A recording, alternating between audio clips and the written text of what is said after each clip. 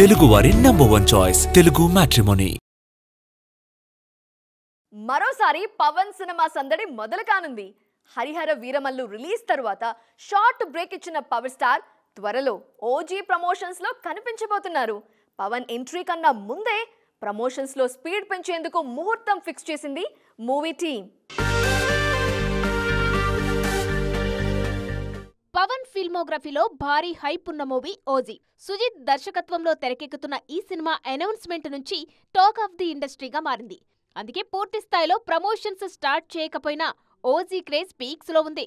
September 25న OG విడుదలకు ముహూర్తం fix చేశారు. రిలీజ్ డేట్ దగ్గర పడుతుండటంతో ప్రమోషన్ స్పీడ్ పెంచేందుకు ప్లాన్ రెడీ చేస్తోంది మూవీ టీం.